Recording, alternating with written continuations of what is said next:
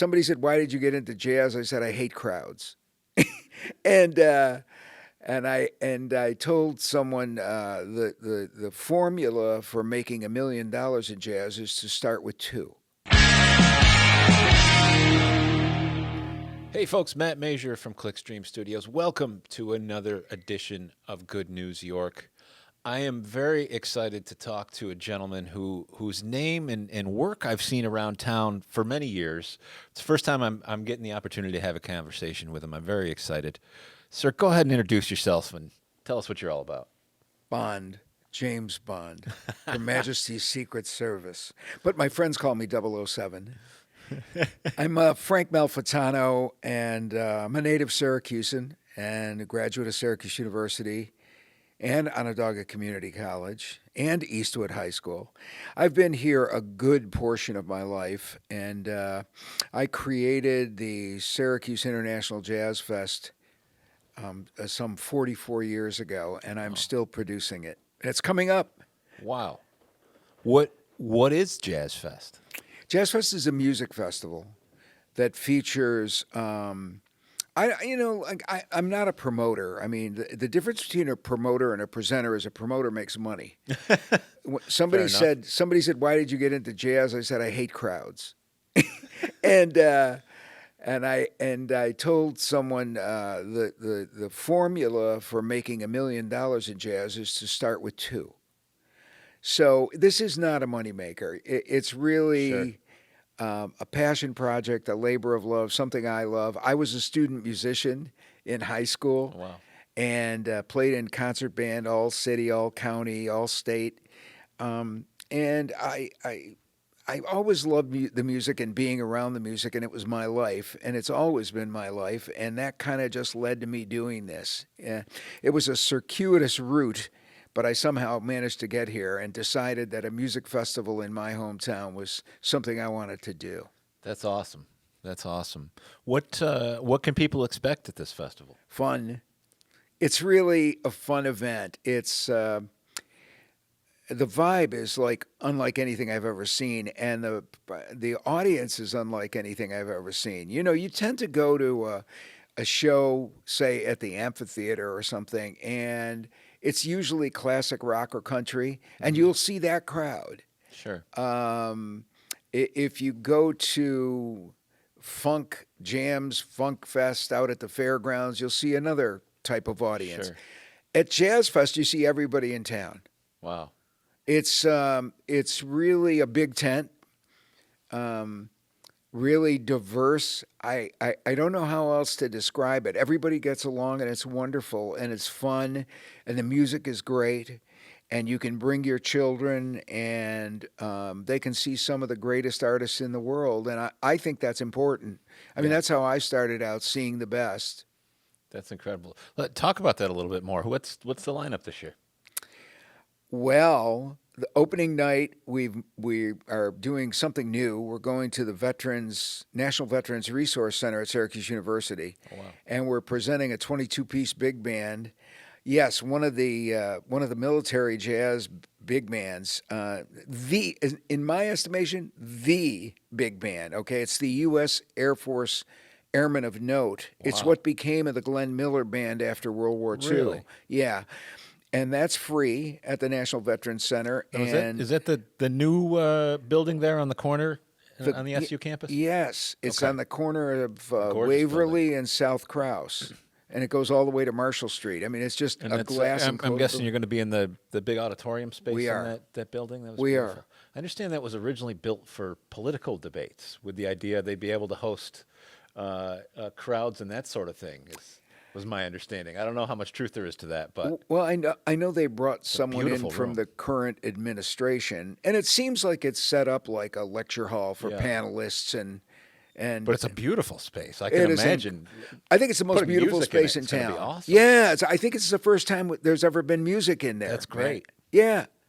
That's You know really the gonna be big. space. It is Absolutely. gorgeous. And Yeah. I'm glad you described it because people don't know. They've never been there. Yeah. They missed out on their launch because they opened during COVID. Right. So we're kind of the first big music event there, and I'm excited. It's a great Yeah. way to open up. We were there part of the Micron groundbreaking event. They had a second half of the day was there, and we were there and covered it. And it was the first time I've been in that space. But yeah, incredible space. Isn't it beautiful? It's going to be really neat. We're going to do that on Thursday, July 9th. And anybody that wants to know more about this can go online to SyracuseJazzFest.com or just watch this show. We'll tell you all about it.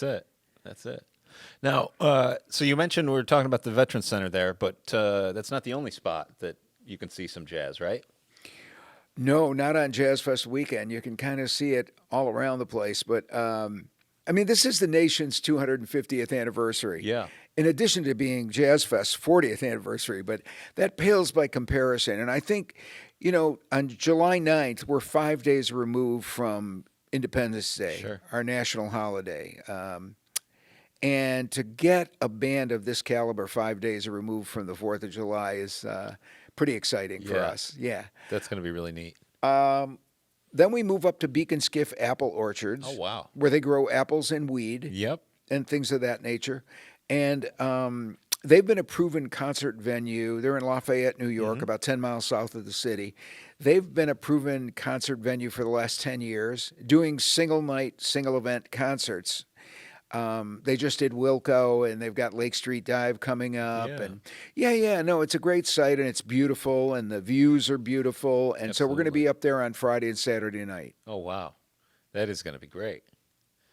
I love that place. Oh, it's a special venue for people who haven't been. Yeah. There's plenty of free parking, plenty of space, beautiful views, great food, great hospitality. I mean, it's a great site. It really is. And we'll have our big screens there. Oh, wow. Our big LED screens. I think it's the first time that's ever happened, and this is the first time they've ever hosted a festival. That's incredible. A multi-night festival. This is going to be great. So Friday night we have... who do we have? We have a great group coming over from England performing the music of Joni Mitchell, her jazz. Wow. Yeah, Hijira. They're really a beautiful 7-piece ensemble from London. I'm very excited about them coming over.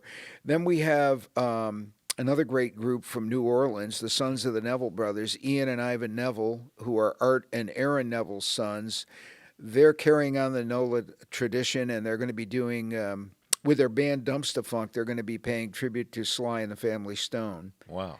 Who left us last year. So they're not tribute bands per se. These are bands in their own right who have selected these particular projects and programs for the occasion. So we're really excited about that. Hijira's coming across the pond for the first time ever. Wow. So they're making their North American Festival debut with us. Wow. And... Dumpstaphunk is coming in from California.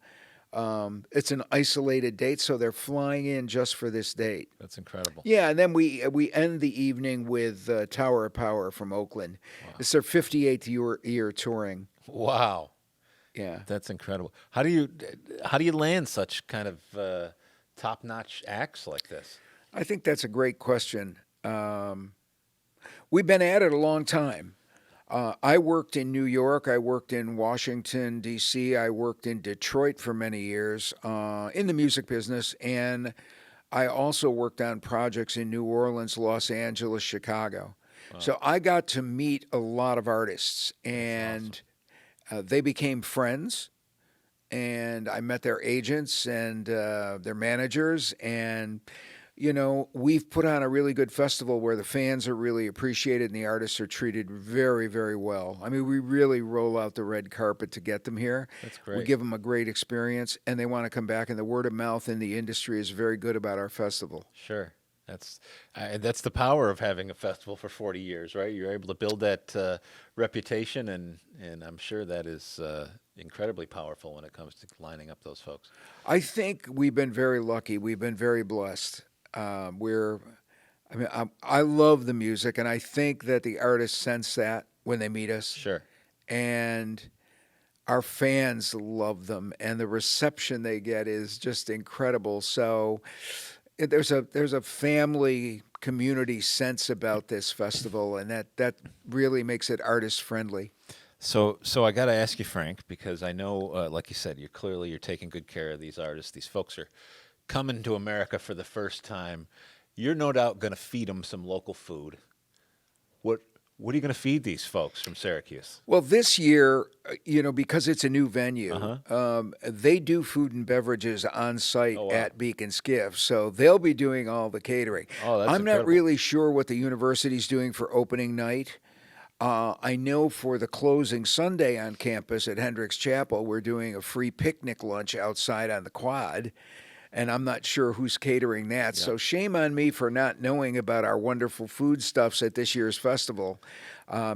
Normally, for the last several years, we've had food trucks, and we knew exactly who those were. wow. But this year, it's a different setup. Sure. But I assure you, the food will be great. What as these folks come to town, and they ask you, hey Frank, what should we see around Syracuse while we're here? What are you going to point them at? Well, the hotel where everyone is staying is in Armory Square. Okay. So, I mean, that's a number one destination, Franklin Square, Armory Square. There's a lot to see downtown and a lot to do downtown. So, after they'll get in early, they'll stay a few nights. They may stay a little bit afterwards. And certainly when they go back to the hotel, they'll be bopping around town to see what's going on. And I would encourage them to check out the local music scene. Absolutely. And the local bar scene. I think we have a lot of great pubs and bars in downtown Syracuse. And so the local flavor mostly is where we'll be steering That's them. great. Yeah. That's great. I love that, being an ambassador to folks in sharing all the great things that our area has to offer. Like a jazz festival that you can go see at Beak and Skiff and on the SU campus. It's just so many fun things to do, honestly, around central New York that a lot of people don't even realize. Once in a while you hear somebody, there's nothing to do here. Like, you just are buried under a rock. You must be.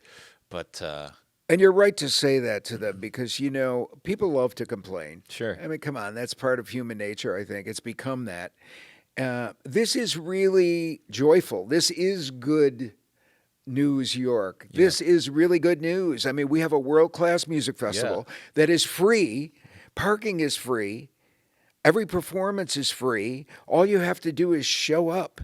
And you get a great show. 90% of show business is showing up and putting on a great show. I mean, that's what we're about. Saturday night at Beak and Skiff, also at Beak and Skiff, we've got an all-Louisiana program. We start out with Nathan Williams and the Zydeco Cha-Chas from Lafayette, Louisiana. And this is their 40th anniversary as well. Wow. So there's some real synergy there. And we've worked with Nathan before. They're great.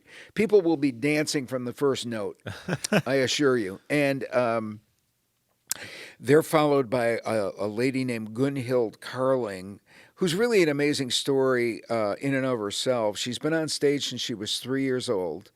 She's from Sweden. She's Sweden's queen of swing. She plays 11 instruments, including bagpipe. She plays 3 trumpets at once. She tap dances and she juggles. wow. I mean, she's incredible. Wow. She's one of the greatest entertainers I've ever seen, certainly the greatest entertainer in all of jazz. And the second greatest entertainer in all of jazz follows her on the main stage, and that's Trombone Shorty in Orleans Avenue, who's played everywhere. The White House, the nation's 4th of July celebration, the Super Bowl. He's recorded with everybody. I mean, really a phenomenon. And he's been on stage since he was 4. Wow. Had his own band at 5 and was touring at 6. Wow. That's Exciting. just absolutely incredible. And it's free. And it's free. But you know what? I- Free doesn't always mean it's great. Oh no, I understand that, but I'm just amazed this incredible lineup that come and grab yourself some incredible apples and enjoy some great music. What a great time. Our sponsors make that possible. They underwrite all of this, the county, the state of New York. That's so incredible. We get tremendous support from them, Syracuse University, folks like National Grid, other corporate sponsors around town, Micron, Amazon. Wow. They make it free. And I think that brings me to maybe my last point. I don't know. Sure. I think what makes this festival special is that it was a festival produced by the community, raised by the community, and nurtured by the community. It's a collective achievement. You don't get to 40 years. And on that note, we just entered a very exclusive club, festivals that have reached 40 around the world. And all of them are in major markets much larger than ours. Sure. So for us to be able to do that and punch above our weight, we're like the little engine that could. We're not supposed, a market this size isn't supposed to win national championships. But when we do, feels pretty good. Yeah. So all I can tell you is this is like a Final Four and this is like a national championship weekend. It's really special. That's incredible. That's incredible. Frank, thank you so much for coming in and sharing this with us. I know we're going to go out and get some fantastic photos of the event as well to share with folks. But one more time, let's just give the basic details, the dates, the times, and the website where they can get all the details. Sure. It's the 40th anniversary Syracuse International Jazz Fest. It's taking place July 9 through 12 on the campus of Syracuse University on the 9th and the 12th. And on the 10th and 11th, Friday and Saturday, we'll be at Beak and Skiff Apple Hill Concert Venue at Beak and Skiff Apple Orchards in Lafayette, New York. Our website is www.syracusejazzfest.com. And all the information you need, including performance times, how to get there, what to bring, what not to bring. Sure. Yeah, it's all there. That's great. That's great. Frank, thank you so much for sharing the story with us here. And anytime that we've got things going on next year, any other events you got going on, please come back to Good News York, and we'd love to talk about it. Well, thanks for having me, and thanks for thinking we're good news. Absolutely. And a good news event. And what you're doing is incredibly important to let people know about what's taking place in the area and what's good about our area, because there's a lot great about our area. And I think, my underlying philosophy for the last 44 years is to produce something great, because Syracuse is great and Syracuse deserves great. And that goes for all of Central New York. So we're happy to be here, happy to be on the landscape, and we appreciate the opportunity to come on and talk to your viewers. All right. Well, thank you so much, Frank. It's been awesome. Thank you, Matt. And that's it for this edition of Good News York. We'll see you next time.